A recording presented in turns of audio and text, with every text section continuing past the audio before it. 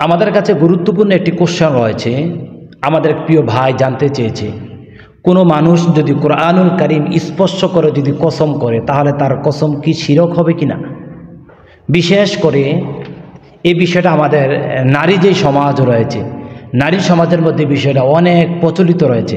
ছোট্টময় একটি অপরাধ করেছে, কাছের মানুষ অথবা দূরের মানুষকে ইঙ্গিত করে বলে, আমিও কোরআনুল কারীম স্পর্শ করি, আপনিও কোরআনুল কারীম স্পর্শ করেন, তাহলে আসুন উভয়ে মিলে কসম করি, কসম খেয়ে বলি এটা সত্য অথবা এটা মিথ্যা। এটা আমাদের মধ্যে বিশাল একটি বেদি তৈরি হয়েছে, অর্থাৎ একটি রোগ তৈরি হয়েছে। কথায় কথা আমরা কসম খাওয়ার চেষ্টা করি।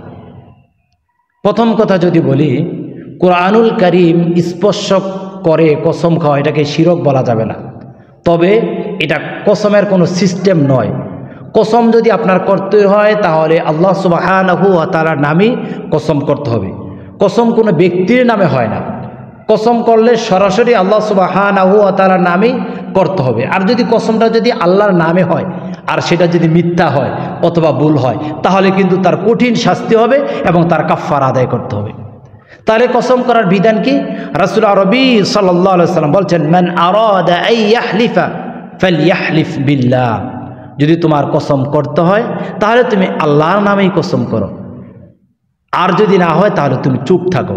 অর্থাৎ আপনি যদি কসম করেন শুধুমাত্র আল্লাহ সুবহানাহু ওয়া তাআলার নাম নিয়েই কসম করতে হবে, কোনো ব্যক্তির নামে কসম করা যাবে না। আর যদি আপনি আল্লাহর নাম নিয়ে কসম নাই করেন তাহলে রাসূল বলছেন তাহলে তুমি চুপ থাকো। অর্থাৎ মান আরাদা আন ইয়াহলিফা ফালইয়াহলিফ বিল্লাহ। কোনো ব্যক্তির নামে কসম করা যায় না, কসম করতে হবে আল্লাহর নামে। আর এই কসম থেকে দূরীভূত থাকার জন্য চুপ থাকাই শ্রেষ্ঠ, এটাই রাসূল বলছেন। তাহলে আমরা জানলাম, আমরা যে কোরআনুল কারীম স্পর্শ করে যে কসম করি, সেই কসম করার কোনো বিধান নেই, সে কসম করার কোনো হুকুম নেই। এটা একটা দুর্বলতার মাধ্যম তৈরি করে, এটা একটা জঘন্য কাজ, এটা একটা নিকৃষ্ট কাজ, এটা একটা খারাপ কাজ।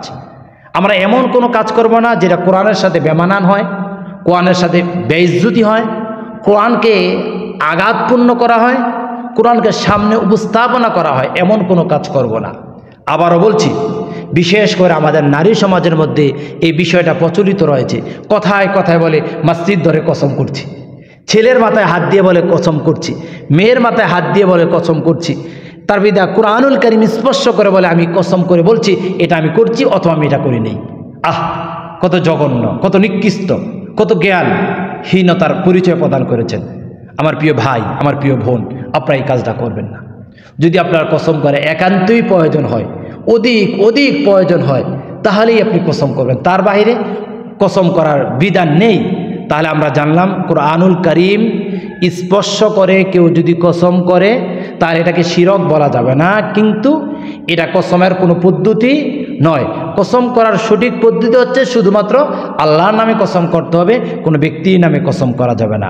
আর এমন কোনো কাজ করা যাবে না যে কাজের কারণে কোরআনকে বেইজ্জতি করা হয়, মসজিদকে বেইজ্জতি করা হয়, মানুষের দুর্বলতার শিকার করা হয়। ওই যে ছেলের মাথায় হাত দিয়ে বলে আমি কসম করেছি, মেয়ের মাথায় হাত দিয়ে বলে আমি কসম করেছি, বলে আমার মায়ের মাথা ধরে বললাম আমি কসম করছি, আমি এটা করছি অথবা আমি এটা করি নাই। এটা নিকৃষ্ট কাজ, এটা জঘন্য কাজ, এটা খারাপ কাজ। এই কাজ থেকে আসুন সামাজিকভাবে, রাষ্ট্রীয়ভাবে, পারিবারিকভাবে, ব্যক্তিগতভাবে আমরা সকলেই সচেতন থাকি। যদি সচেতন থাকতে পারি, কোরআনের ইজ্জত থাকবে, মসজিদের ইজ্জত থাকবে, পিতামাতার সম্মান থাকবে। না হলে এগুলো করে অনেক সময় মসজিদকে দুর্বল মনে হয়, কোরআনকে দুর্বল মনে করা হয়। আল্লাহ তাআলা আমাদেরকে এই নিকৃষ্ট, এই জঘন্য কাজ থেকে আমাদেরকে দূরে সরে থাকার তৌফিক দান করুক। আল্লাহুম্মা আমিন।